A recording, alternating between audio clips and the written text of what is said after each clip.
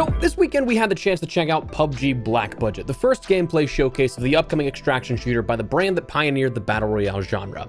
Their attempt to catch lightning in a bottle, again, is in a closed alpha available on Steam for those who have codes. Today, having played a few hours this weekend, I wanted to give my overview of what you can expect going to their next playable test next weekend, while also giving some opinions on the game overall. Drop your thoughts on what you think of the game, and if you've played yourself, feel free to let me know what you think, what can be improved upon, or what's good in and of itself. Let me know below, but make sure to drop a like if you enjoyed the video, and make sure to subscribe to stay up to date with all things FPS content here on the channel. I'd love to have you. But for now, let's get into it. So firstly, what is PUBG Black Budget? Well, this is the PUBG brand and Krafton's approach to an extraction shooter. It's a middle ground between arcade shooter and tactical hardcore extraction shooter, as there's a lot of depth and complexity to gunplay systems, like specific calibers, manual magazine reloading, weapon modification specifics, and much more, that is not just plug and play, but it's also not presented in such a light that it's meant to be a hardcore shooter. I think thoughts and impressions on this will be very subjective, depending on what kind of background you come from in the FPS space. If you're used to more arcade shooters, I think this will be an element of, that's a bit overwhelming, whereas if you come from more hardcore milsim-esque projects, you're probably looking at this and thinking, well, it's kind of dumbed down.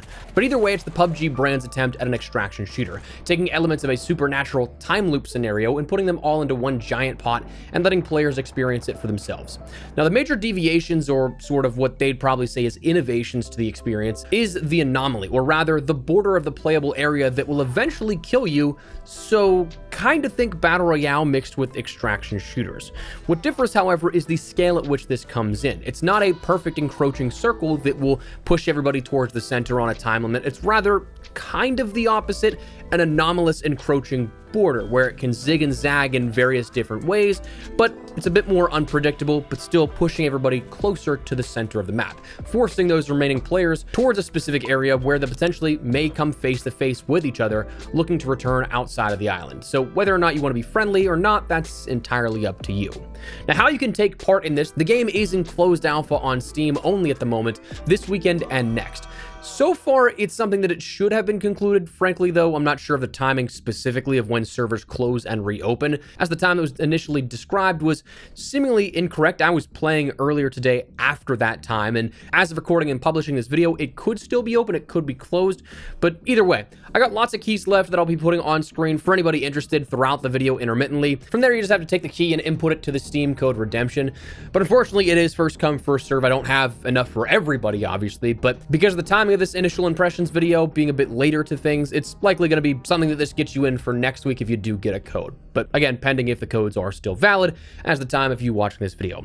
Right now, it's only available on Steam, but as for the future launch, nothing has been announced just yet on that front. I would imagine they switch to some platforms like consoles as well, but we just don't know. And as for an actual release time, we again have no idea when that will be. I think personally, at the earliest, it'll be Q4 next year, but I don't know, maybe it's something that could be much closer than we anticipate. But anyways, let's talk about some good, some neutral stuff, and some things I think are bad with this game.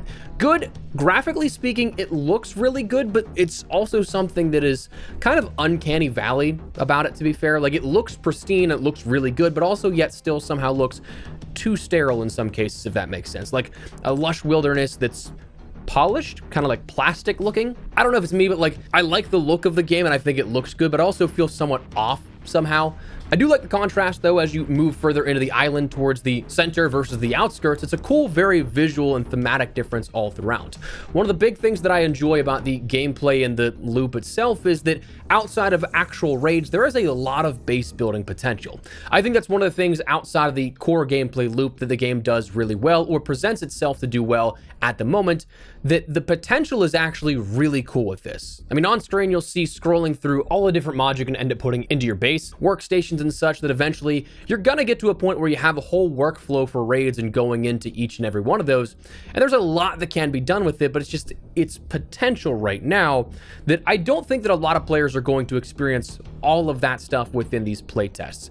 The only thing that I worry about is how long it takes to get those items. which we'll touch on in a second, because it might be off-putting for some players that are newer to the game. I think another good thing is there's a lot of stuff. If you're a grinder, there's a lot of stuff to do. Specific character leveling, faction reputation leveling, quests associated with that reputation leveling, base building, leaderboards, and so on. But I think if you can stick with this game, there's a lot that can be done and a lot to keep you busy, especially if you're in that scenario of having wipes later down the line after this is released. And also, I think the lore is a really cool thing here as well. I think the potential is really there, and I hope that it's expanded upon in a much more meaningful way. Forgive my potential ignorance here, but the last few years I haven't really paid too much attention to PUBG explicitly, but I feel like from what I remember, they sprinkled in lore bits here and there, but never outright explicitly told a story to follow. I do partially hope that PUBG Black Budget does that and either has cool links between the two or something that just like sets up its own compelling narrative associated with it. Moving into some things that I feel are a little more neutral, things that are there that I'm still kind of on the fence about. The anomaly is one of those things where I'm impartial at the moment. I think it's on brand for the PUBG teams that pioneered the modern day battle royale, but it also is one of those things that I could personally do without. Like, I don't think you need it here. And I think in some scenarios, it is artificially trying to create engagements that don't need to happen. And in a way, also tethering it to like the PUBG brand where you're like, okay, that's kind of their thing. That could also be a hindrance depending on who you ask, because it could be one of those things that's like, okay, this is your guys' things, but like, why do you really need to keep doing that? So I guess it's kind of a perspective thing. Right now, I need more time to play under my belt to know if I really like it or really dislike it. But it's something that I think is a little odd. It's going to take some getting used to, but again, don't have full opinions on that just yet. The map is absolutely massive. I think that there is a lot of different cool variations in the biomes. I think there's a lot of cool differentiation between points of interest and things like that. What I do like is that kind of stuff. However, I do think traversal can be a bit of a pain depending on the amount of peaks and valleys you have to go through and over. I think there's a lot of dead space in between an honestly enormous map that we have here at the moment. Like, the map itself is massive, but I also feel like there's a lot of dead space in between each of those different points of interest, that it could be Ambush City or it could be something that just seems too empty. So that's one thing that I think I'm a little neutral on at the moment. Wildlife is also something that I'm hit or miss with. It's an interesting twist for sure that brings the world to life, quite literally, but it makes the world dangerous where there's things like rams, alligators, and actual even mutants whenever you get closer to the center of the map. But it's definitely something that takes some getting used to. I don't know if it's something that's done too little that it feels kind of gimmicky, if it feels out of place. I'm not entirely sure just yet, but that's one of those things you'll have to deal with when you jump into the game. And also one thing that coming back to like the perspective of where you come from in a background for shooter games, it also could be information overload, both in a good and bad way, which is kind of why I have this in like the neutral position. Just like Tarkov, if you're a brand new player to extraction shooters, you don't exactly know what you're maybe looking for or at. This doesn't offer much help in that way of smoothing it out and making it easy to digest all the information you have with it. Like, there's a sub menu for basically everything, but at the same time, it also lays out in detail everything you could really ever need. You want to know where a specific type of thing you're looking for is at on the map, you can click the side panel and highlight areas of technological or things like that that will show you where you need to go. You want to see what type of ammunition a weapon requires, you can see down to the caliber and subtle deviations. You want to know how durable your armor and helmets are, you can find that out specifically as well. So like, there's a lot of stuff that you're gonna have to just get accustomed to that is in the neutral position, because it is quite a learning experience for somebody that is brand new to those types of games, those details. Now, as for the bad, the stuff that I did not really like, if you jump in, you can definitely tell it's an early alpha game for sure. Performance, I think, was one of the biggest things that I had to contend with the first day that I played here. The more recent days, like today, whenever I was recording some stuff earlier, I didn't have any issues, but I also didn't stay in raids as long as I did before with other people. But performance could definitely use some work. The first day that I played with my friends, I crashed every single raid that I had, which could potentially be something that falls on my hardware at that point, but I also had seen that sort of situation with plenty of other people that I know have incredible PC rigs. So with permadeath being a thing that you have to risk, you want to have that stuff mitigated. Obviously, it was definitely nice to have a reconnect feature, which I will give them. That's in there from the very beginning, from the early alpha stages, so that's definitely nice. But again, performance, you don't ever want to come in contact with those crashes to begin with.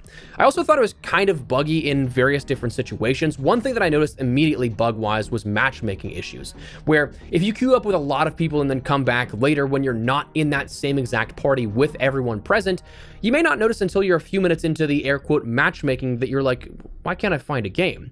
But then you look and it just shows that you're readied up and still in a party with those same players that you were queued up with before you got on and they were not on. So you're readied up, it's trying to wait for your friends that aren't even online, so you'll never get a match. Those types of things are interesting, likely will be ironed out, but present now.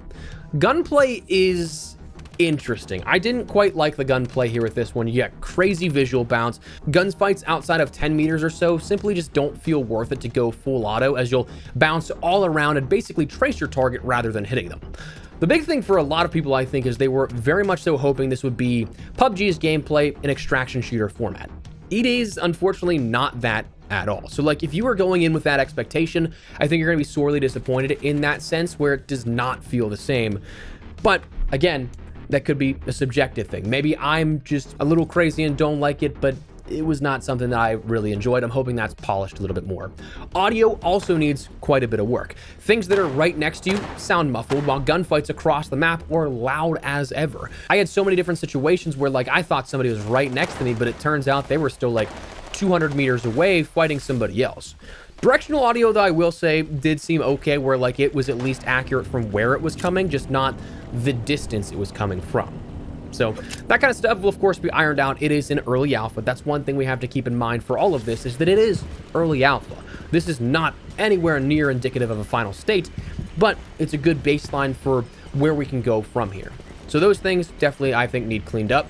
Time to kill is unforgiving for players who are not used to extraction shooters and the hardcore variations of them. If you're coming from Arc, Marathon maybe, I know not many people played that in the closed sessions, but if you're coming from something that's more arcadey and more easily accessible to the masses, time to kill in this is ridiculously fast by comparison, and that's saying something. It also is something you have to really be conscious of the gear you have, whether you have the durability, whether you have the sort of health of those items. If they're up fully, they're going to mitigate more damage. Like a helmet that's in full pristine condition versus one that's a little more battle worn, unless you're repairing things or swapping them out, it's going to mitigate less damage, which will then end up getting you killed faster. So you do have to be conscious of those kind of things, which again, tying into the TTK, if you are a brand new player, it's going to be a system shock for you probably. And finally, not really crucial, but kind of just some annoyances here. I found that raids just took too long to get into, in my opinion. That may change just because, again, we're in a closed early alpha session. So, like, I fully recognize the player populace is not there. Like, this is absolutely still a limited amount of players playing. So it's going to take a little time depending on where you're at in the world. But it was one of those things that there's 3 phases to queuing up. 1, searching for a match. 2, waiting a minute and a half for players to fill that lobby up. And then 3, picking your spawn on another like 30-second increment or something like that. That it takes anywhere from like 3 to 5 minutes just to get into a raid. So that can be kind of annoying if you're somebody that just wants to get into the action. But yeah, some stuff to take into consideration. Generally, overall thoughts, it's definitely something you notice it's an early alpha closed test. Like, there is absolutely a lot of work that can be done here with this game.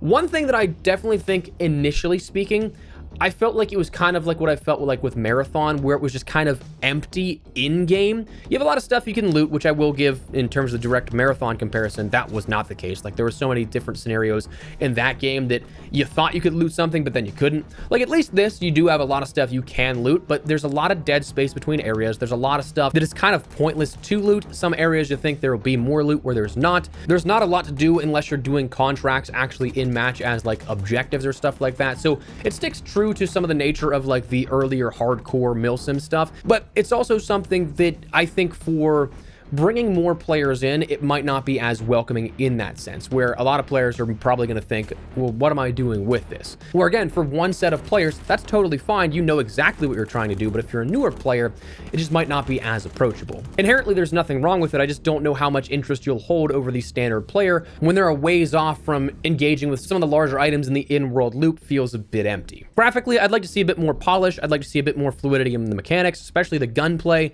But overall, I mean, I do think that this is a nice base, but we'll have to see where we go from here. The bright side, like I said, this is a closed early alpha. This game does not have a release date, and I would not expect it until probably at the earliest is my guess, Q4 of 2026. I could be wrong, could be earlier, sure, but I think that this is very much a baseline to develop this game, grabbing feedback and then implementing it after the test and going from there. I do not think that this is indicative of any final product, so while I have my critiques and concerns for the loop, I really don't think that it's anything to be worried about just yet. This was just that preliminary offering. So that, I think, is where we're going to wrap it up. Wanted to give my basic thoughts and feedback here on the game. Let me know your thoughts down below. What do you guys think here of what you've seen so far? You like it, dislike it? Let me know. But if you guys enjoyed the video, you found it at all insightful, do me a favor and drop a like on it. Of course, if you are new to the channel, make sure you subscribe so you don't miss a single thing regarding all things PUBG Black Budget as we follow the development possibly, and any other FPS content I'd love to have in the community. For now, though, thanks so much for watching. Mine has been Espresso. I'll see you later. Take care, and peace.